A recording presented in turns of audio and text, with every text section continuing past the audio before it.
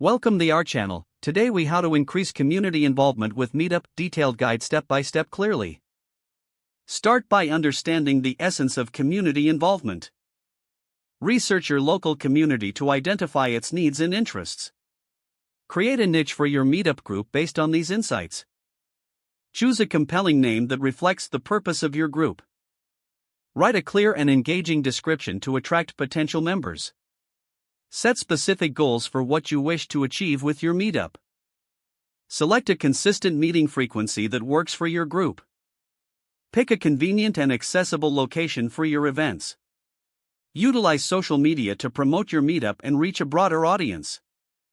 Connect with local businesses and organizations to cross-promote your events.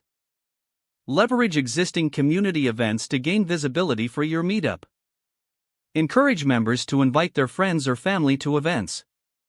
Foster a welcoming environment so new members feel included. Engage with your members regularly through email updates and reminders. Gather feedback after each event to improve future gatherings.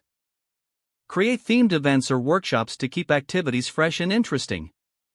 Incorporate fun icebreaker activities to help members connect. Highlight member achievements to promote a sense of community.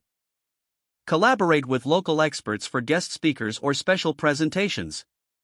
Encourage members to share their skills and interests through event ideas. Ensure your events align with the overall goals of the community.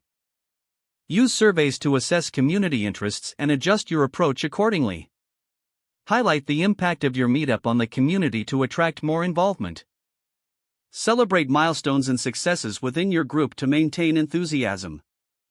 Continuously evaluate and refine your strategies to enhance member engagement. Stay connected with your community by participating in local events and initiatives. Build relationships with members outside of scheduled meetups to foster loyalty. Utilize Meetup's features effectively for event scheduling and member communication. Don't forget to like this video and subscribe to our channel for more step-by-step tech guides.